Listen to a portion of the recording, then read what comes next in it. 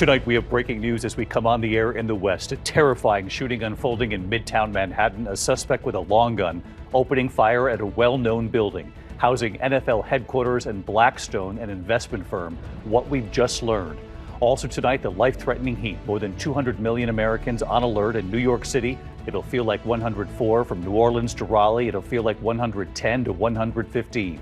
The heat triggering dangerous storms. Philadelphia to New York to Boston, worsening tomorrow. New York City tonight and its heat emergency plan now in effect. And tonight, the heat now triggering dangerous storms.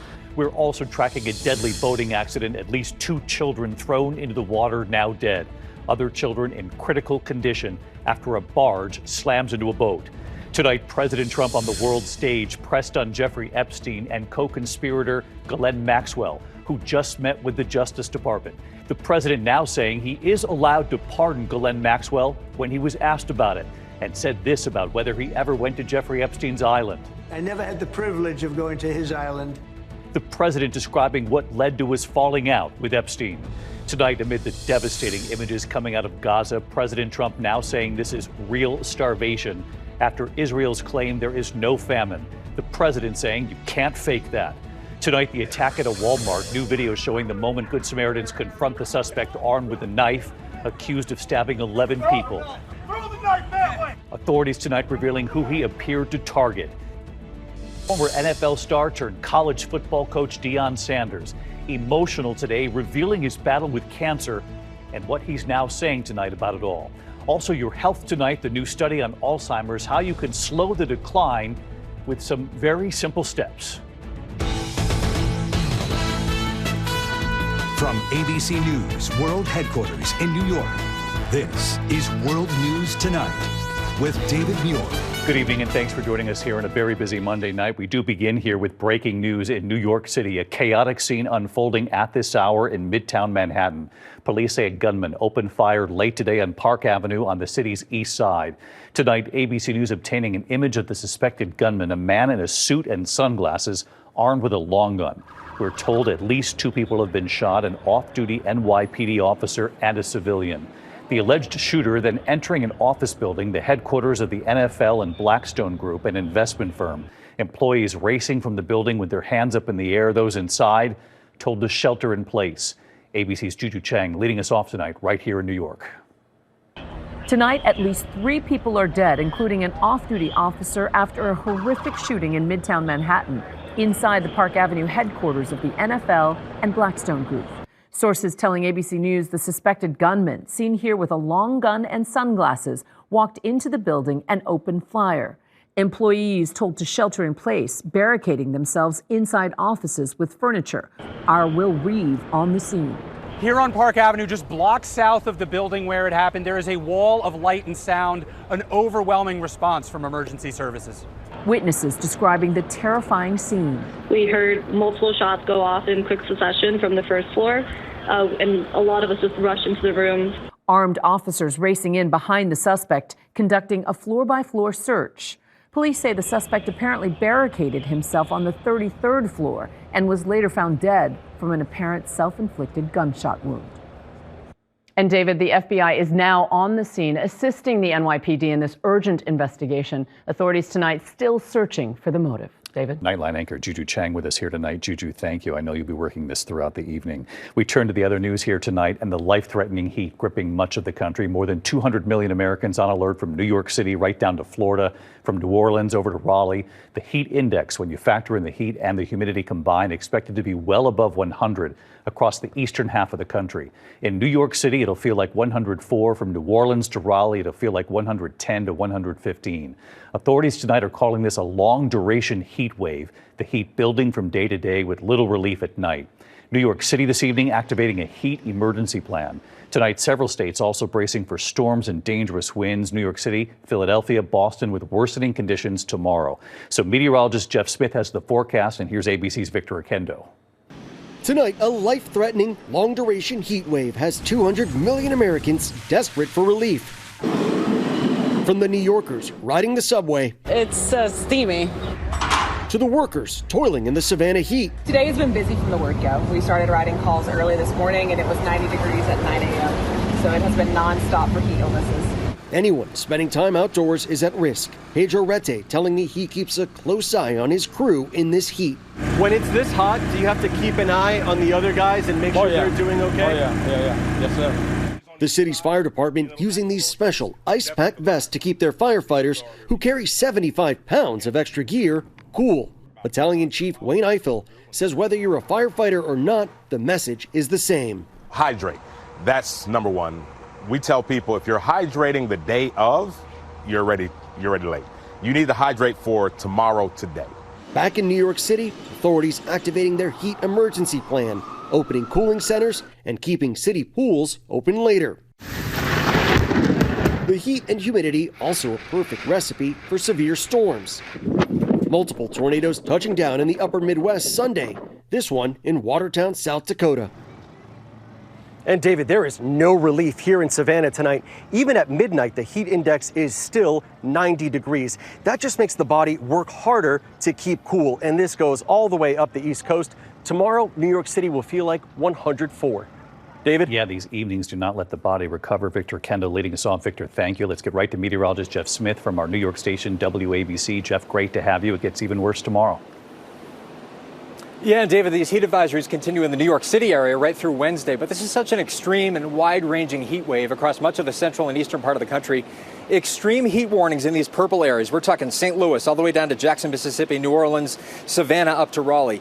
Heat index values could be 110 to, in some cases, 120 degrees in these areas. Check out what it will feel like Tuesday afternoon. Some eye-popping numbers. Memphis, 114. Little Rock, 111. Savannah, 110. And we do not get much relief at all across the southeast, right through the latter part of the week. In the northeast, we'll get relief from storms by Thursday into Friday. Those storms right now firing up over eastern South Dakota, moving into parts of Minnesota, northern Iowa. Could be damaging winds of 75 to 90 miles per hour. David? Watching that as well. Jeff Smith with us tonight. Thank you, Jeff. Tonight, authorities are on the scene of a deadly boating accident. 2 children thrown off a boat, killed. Others also thrown off that boat in critical condition tonight. It happened off Miami Beach. The images coming in now. Authorities say a barge struck a sailboat with 5 children and 1 adult on board, throwing them all overboard, sinking the sailboat. Rescue teams, including multiple divers, racing to try to rescue the children. ABC's Perry Russom is in Miami tonight. Tonight, 2 children are dead after a barge slammed into a sailboat off Miami Beach, causing the sailboat to sink. 3 10-year-old female are going to be under the boat. Divers frantically searching Biscayne Bay near Hibiscus Island out around 11:30 this morning, pulling victims from the water one by one. They are performing CPR on the Miami-Dade East Coast. Authorities say that barge rammed into and over the sailboat, tossing 6 people, including 5 children, overboard, setting off a massive rescue effort. All the kids went flying off. 2 were found really quickly, and 3 of them, they had to go to the hospital. Those children, all part of a youth sailing camp. The 1 adult on board, a female counselor. Because this was all hands on deck. All units responded. They immediately started to render aid and pull these victims out of the water. In addition to the 2 dead, 2 of the other sailors are in critical condition tonight.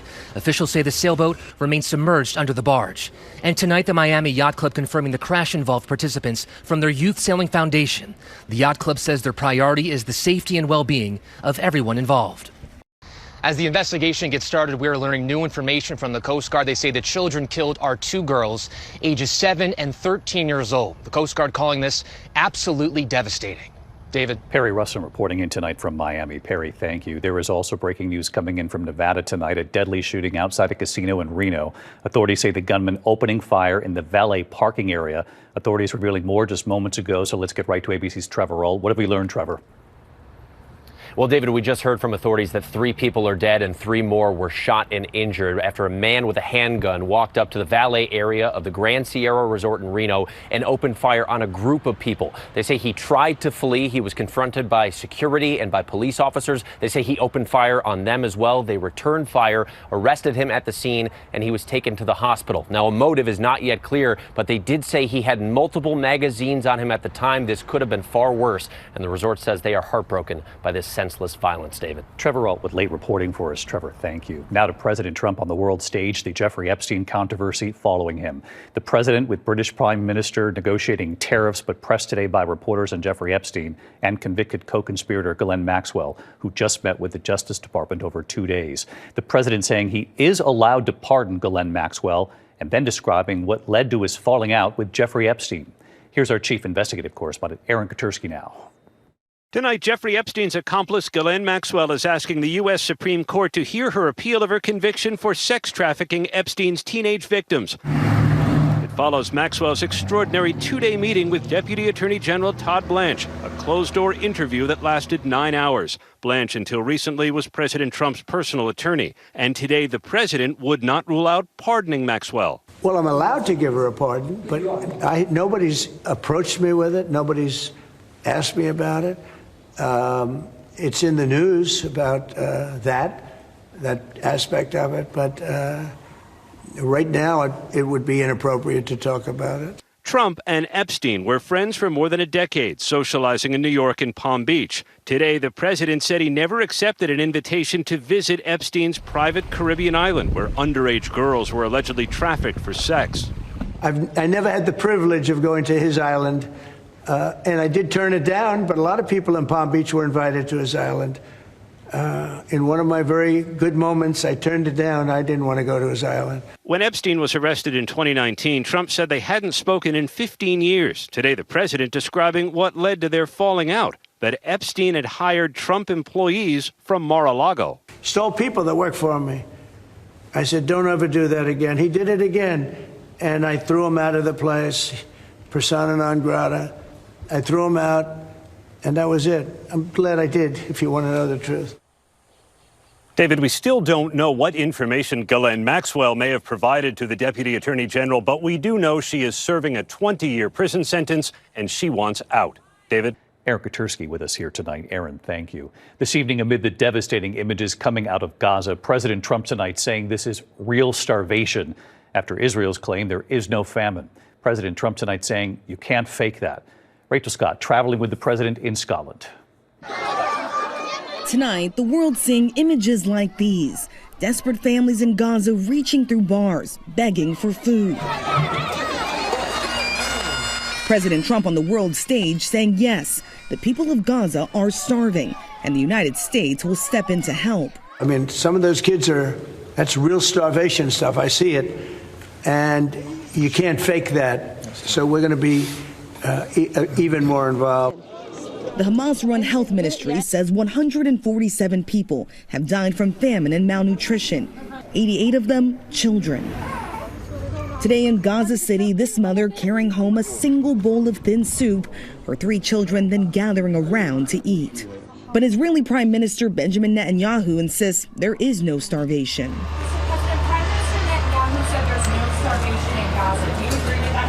I don't know. I mean, based on television, I would say not particularly, because those children look very hungry. But we're giving a lot of money and a lot of food, and other nations are now stepping up. The president today also turning up the heat on Russia's Vladimir Putin. He had given Putin 50 days until early December to make a peace deal with Ukraine. He's now moving up that deadline. I'm going to make a new deadline of about 10 or 12 days from today. There's no reason in waiting. There's no reason in waiting. It's 50 days. I want to be generous, but we just don't see any progress being made. The president has threatened to hit Russia with, quote, very severe tariffs. He's also wielding tariffs to negotiate trade deals, overnight unveiling a new agreement with the European Union. As part of the deal, the EU will buy American military equipment and $750 billion worth of American energy. And they will drop all tariffs on most American goods. The U.S., however, will impose a 15% tariff on most European products we import, including cars, pharmaceuticals, and computer chips. Economists warn American businesses will pay those tariffs and pass the cost along to consumers by raising prices.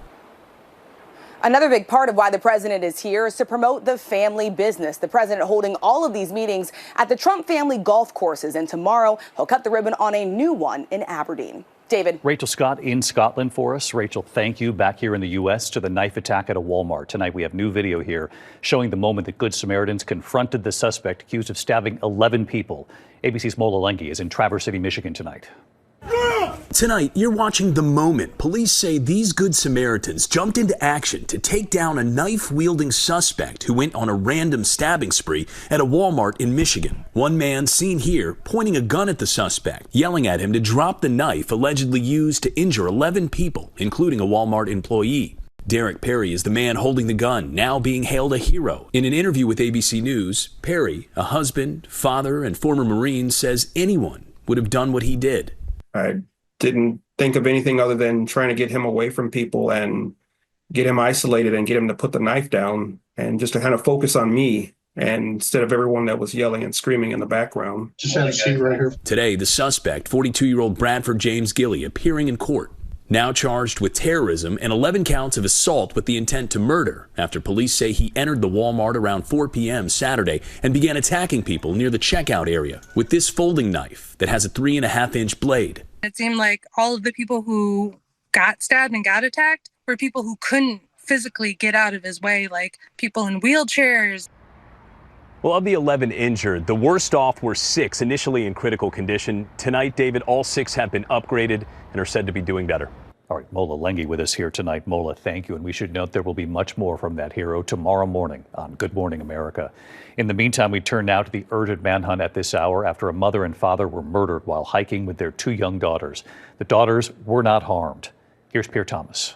Tonight, the urgent manhunt for the suspect who murdered a couple who were out hiking with their young daughters in an Arkansas state park. The horror unfolding Saturday as Clinton Brink and his wife Kristen were under attack with their daughters ages 7 and 9 nearby at the Devil's Den State Park south of Fayetteville. Be on the lookout for a white male suspect wearing black gloves, sunglasses. The situation growing more desperate moments later. Hear yells calling for help. So we found the victims down here. They're on the lower Devil's Den Trail. I've got two bodies down here. Tonight, the mystery unfolding with signs the attack may have been premeditated. Police reporting that the suspect fled in a black 4-door sedan, possibly a Mazda, with his license plate covered by heavy duct tape. Police, with the help of the FBI, now searching a massive and remote area where there was no cell phone coverage and there may be limited access to surveillance cameras.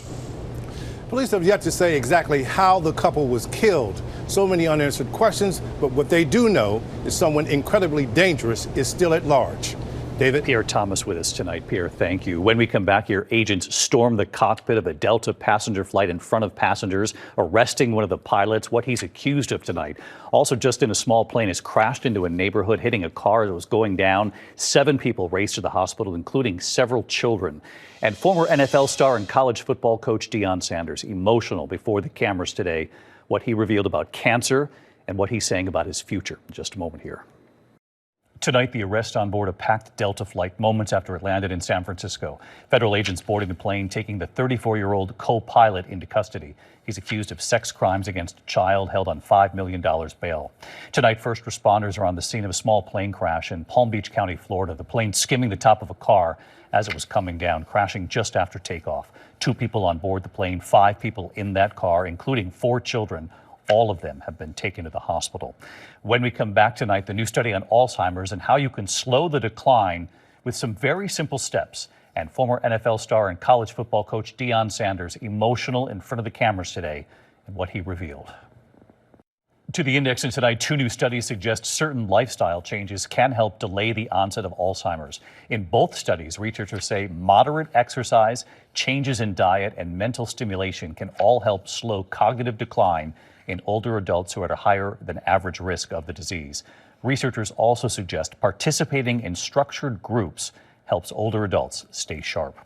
When we come back here tonight, former NFL star and coach Deion Sanders revealing his very personal battle today and his hope tonight. ABC World News Tonight with David Muir, sponsored by Progressive. Finally tonight here, Deion Sanders, emotional, optimistic, and thankful. Tonight, NFL great Deion Sanders. Deion Sanders. Football Hall of Famer and 2-time Super Bowl champion. Deion Sanders is going to score. My God. Emotional as he reveals his battle with cancer, saying he was diagnosed with an aggressive form of bladder cancer just 3 months ago. No symptoms, no nothing, healthy. Going in there to look at something else, you find something else. Bless me with this wonderful doctor that is better at her game than I was at mine. The biggest risk of all. And tonight, remarkably, his medical team at UC Health University of Colorado Hospital now consider him cured. I am pleased to report that the results from the surgery are that he is cured from the cancer. Treated at the same university where he now coaches football. His family documenting the day of surgery and posting it on his son's YouTube page. It's a great day to cure cancer. Let's get it, baby. Wheeling into surgery. That's right, we good. Everybody good? Waving to the other patients. Deion Sanders saying following the successful surgery to remove the cancer and his bladder in early May, he is now on the mend and he is grateful tonight. God is so good, you have no idea.